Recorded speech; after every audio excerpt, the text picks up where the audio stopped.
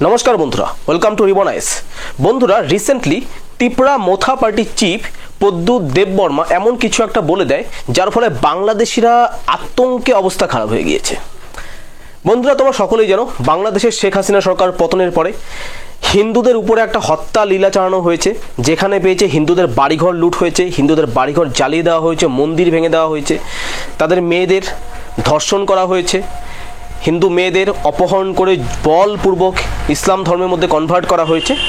এবং রিসেন্টলি আমরা দেখতে পাচ্ছি চট্টগ্রামের যে অঞ্চলটা রয়েছে, স্পেসিফিক্যালি চট্টগ্রাম পার্বত্য অঞ্চলের ক্ষেত্রে দেখা যাচ্ছে চাকমা উপজাতির যেই লোকজন আছে তাদের উপরে Bangladeshi military, Bangladeshi general population অত্যাচার করছে এবং তাদের মধ্যে অনেকের মৃত্যুর কথাও শোনা গেছে।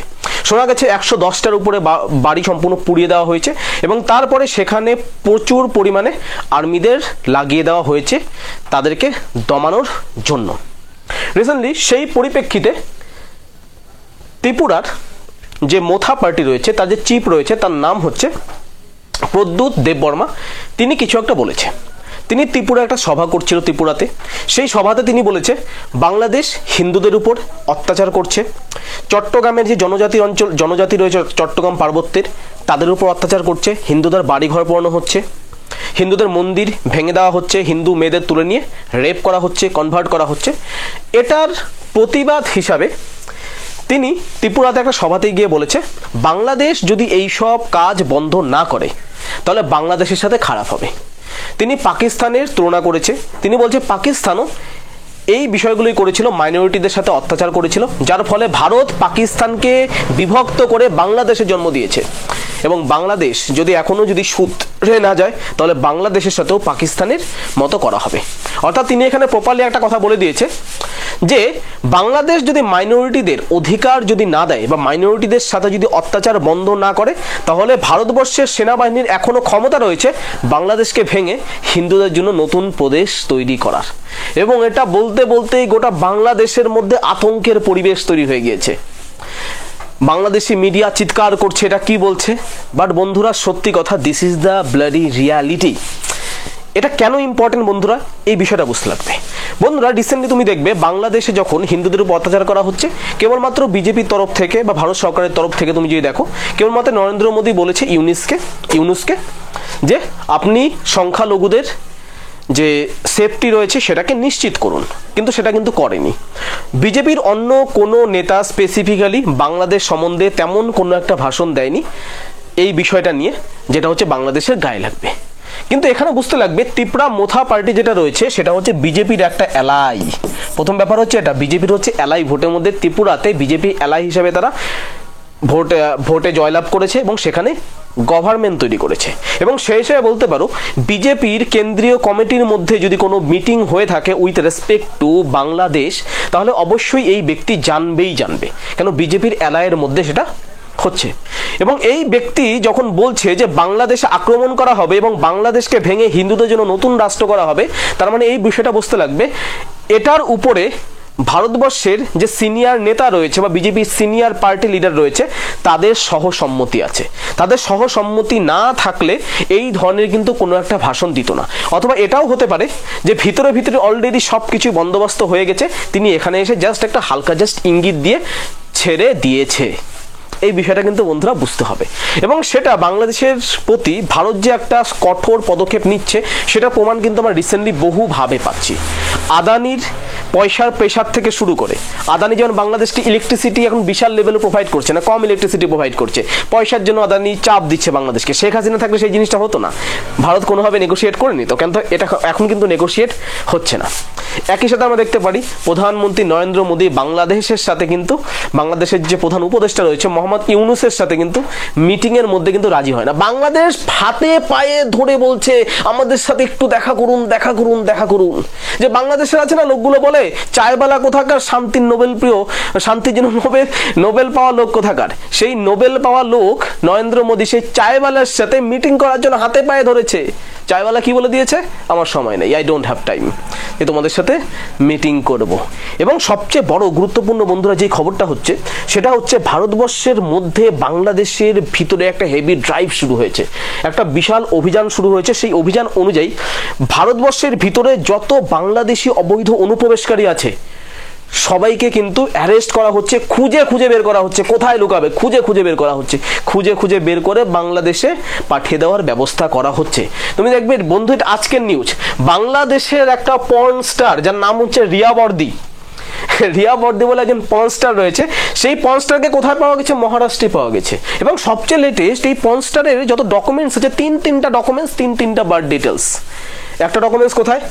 নর্থ 24 পরগনা, পশ্চিমবঙ্গের নর্থ 24 পরগনার ডকুমেন্টস, কৃষ্ণনগরের ডকুমেন্টস, এবং তারপরে আবার মহারাষ্ট্রে গিয়ে ডকুমেন্টস তৈরি করেছে। এইরকম অনেকজনকে উদ্ধার করা হয়েছে। এবং রিসেন্টলি আমরা যখন নিউজে চোখ খুলি তখন দেখি বাংলাদেশি ইল্লিগাল মাইগ্রেন্টস, অবৈধ অনুপ্রবেশকারীরা ভারতের কোনো না কোনো প্রান্তে থেকে উদ্ধার হচ্ছে এবং তাকে ডিপোর্ট করা হচ্ছে। বন্ধুরা, এই প্রত্যেকটা জিনিস যখন আমরা ডটগুলোকে জয়েন করছি, আমাদের আলটিমেটলি ধীরে ধীরে একটা কনক্লুশনের মধ্যেই যাচ্ছি, ভারত সরকার কিন্তু বাংলাদেশের বিরুদ্ধে একটা ডেফিনিট স্টেপ নিতে চলেছে। এবং এটার জন্য ভারত সরকার দায়ী না, এটার জন্য বাংলাদেশ দায়ী। বাংলাদেশ জঙ্গিগুলোকে ছেড়ে দিয়েছে এবং তারা ভারতকে বিভিন্নভাবে ধমকাচ্ছে, বিভিন্ন কথা বলে, এই কারণের জন্য ভারত সরকার নিতে বাধ্য হচ্ছে। বন্ধুরা, এই যে মাইগ্রেন্ট লেবারগুলোকে, লেবার বলা চলবে না, অবৈধ অনুপ্রবেশকারীগুলোকে যে আটকাচ্ছে, এই আটকানোর মূল কারণটা কি? কারণটা বাংলাদেশের উপর যদি কোনো অভিযান চালানো হয়, এরা যাতে ভিতরে কোনো সমস্যা তৈরি করতে না পারে। বন্ধুরা, এই বিষয়টাকে নিশ্চিত করতেই কিন্তু এই বিষয়টা করা হচ্ছে। বন্ধুরা, এটা বুঝতে হবে। এখন দ্বিতীয় কথা, যখন বলছে দেববর্মা সাহেব, প্রদ্যুৎ দেববর্মা যখন বলছে যে বাংলাদেশকে ভেঙে হিন্দুদের জন্য নতুন রাষ্ট্র করা হবে, তার মানেটা কি? হিন্দুদের জন্য রাষ্ট্র করা হবে কোথায়?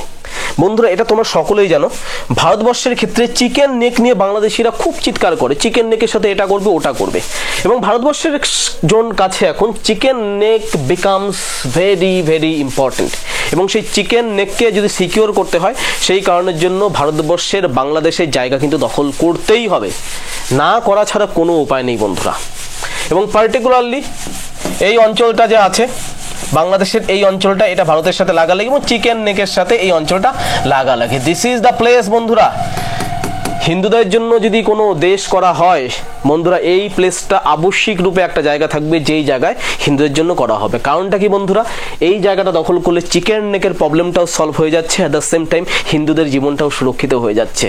তো বাংলাদেশের হিন্দু ভাইরা যারা আছো, আমার মনে হচ্ছে না খুব দেরি হবে বাংলাদেশে একটা হিন্দু রাষ্ট্র তৈরি করার জন্য, এটা খুব তাড়াতাড়ি হবে বলে মনে হচ্ছে। এবং দ্বিতীয় জায়গা বন্ধু যেটা আছে সেটা হচ্ছে এই অঞ্চলটা, ফেনী করিডর। এই অঞ্চলটা যে আছে, চট্টগ্রাম অঞ্চলটা, এটাও ভারতের জন্য ইম্পর্টেন্ট। কেন? ভারত এটার সাথে ডাইরেক্টলি বে অফ বেঙ্গল ধরে কানেক্ট হতে পারবে। ভারতের সিকিউরিটির জন্য যতটা গুরুত্বপূর্ণ, একইভাবে বাংলাদেশে যে হিন্দুরা রয়েছে তাদের সিকিউরিটির জন্য এই দুটো জায়গা খুবই গুরুত্বপূর্ণ। এর আগে বন্ধুরা কি ছিল? এর আগে হচ্ছে ভারতবর্ষের মনে একটা কথা চলছিল, যদি বাংলাদেশকে কোনোভাবে যদি সমস্যায় ফেরানো যায় বা বাংলাদেশে কোনো ধরনের যদি অভিযান করা যায়, তাহলে কি হতে পারে? ভারতবর্ষে 3 ফ্রন্ট ওয়ার করতে হতে পারে। পাকিস্তানের সাথে ওয়ার করতে পারে, বাংলাদেশের সাথে, এবং একই সাথে চায়নার সাথে হতে পারে।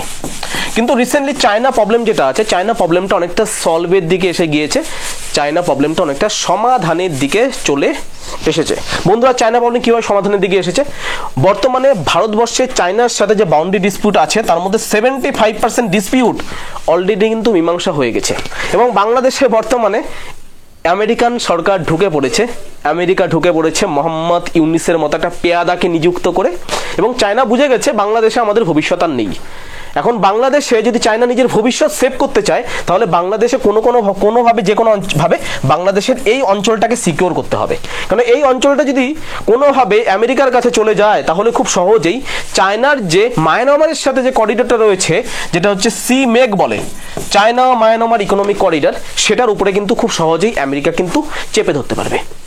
এর জন্য ভিতরে ভিতরে শোনা যাচ্ছে চায়নাও নাকি ভারতবর্ষকে কিছুটা সাপোর্ট করছে এই বিষয়টার জন্য, চট্টগ্রামটা নিয়ে নাও, ওটা নিলে অ্যাটলিস্ট ভারত নিলে পরে চায়না কিছুটা সিকিউরিটি লাভ করবে। কারণ ভারতবর্ষের ওরকম নেচারই না যে চায়নার উপরে সেই লেভেলে হচ্ছে একটা অভিযান করবে। তো বন্ধুরা, সব দিকে যদি তাকাও, আলটিমেটলি বাংলাদেশের জন্য একটা কথা আমি প্রপারলি বলতে পারি, বাংলাদেশ যেই জিনিসটা পাবে মোহাম্মদ ইউনুস সরকার আসার পরে, সেটার নাম হচ্ছে মাকলাবাস। মাকলাবাস চেনো তো? অনেক সরু সরু হয়, কিন্তু যখন দেয় না, ওহ, খুব আরাম লাগে। এই মাকলাবাস ছাড়া বাংলাদেশ আর কিছুই পারছে না নতুন সরকার আসার পরে। আর খুব দেরি একটা হবে না বাংলাদেশের ম্যাপের মধ্যে, এটুকুই থাকবে খুব বেশি। এটুকু নিয়েই থাকবে বাংলাদেশি ম্যাপ। এর বাইরে কতটা নেবে আমরা জানি না, বাট আমাদের যতটুকু মনে হচ্ছে এই দুটো অঞ্চল already that's a lost game for Bangladesh. এটা দিতেই হবে যে কোনো মূল্যে। বন্ধুরা, আশা করি তোমাদের ভিডিওটা ভালো লেগেছে। এরকম ভিডিও আরও দেখতে অবশ্যই লাইক করবে, বন্ধুদের সাথে শেয়ার করবে, এবং তোমরা কমেন্টে জানাতে পারো আর কোন কোন বিষয়ে ভিডিও করলে ভালো হয়। আমরা রিসেন্টলি বাংলাদেশ নিয়ে বেশি ফোকাস করছি, এবং গ্লোবাল নিউজ যেগুলো আছে সেগুলো আমরা রিসেন্টলি শুরু করব। এবং বর্তমানে বন্ধুর আরেকটা বিষয়, বাংলাদেশের মধ্যে আতঙ্কের কারণ আছে। ইসরায়েল যা করে দিয়েছে, বাংলাদেশ সম্পূর্ণ পুরোপুরিভাবে আতঙ্কে ভুগছে বাংলাদেশের জনসাধারণ। ইসরায়েল প্রথমে হচ্ছে ইসমাইল হানিকে, যে আছে বাংলাদেশ হামাসের যে চিফ ছিল, তাকে হচ্ছে ইরানে মেরে ফেললো। রিসেন্টলি শোনা যাচ্ছে হিজবুল্লাহ যে চিফ আছে তাকেও মেরে ফেলেছে। তো বাংলাদেশের মধ্যে একটা আতঙ্কের পরিবেশ বন্ধুরা। তার মধ্যে ভারতের যদি কোনো নেতা যদি এরকম কথা বলে, তাহলে বুঝতেই পারছো কি অসুবিধা। সম্পূর্ণ ভিজে গিয়েছে, লুঙ্গি ভিজে গিয়েছে বন্ধুরা। আমি কনফার্ম দিচ্ছি লুঙ্গি ভিজে গিয়েছে, তুমি ধরে নাও। ঠিক আছে, ঠিক আছে বন্ধুরা, আজকের জন্য এখানেই, আবার আগামীকাল দেখা হবে। ধন্যবাদ।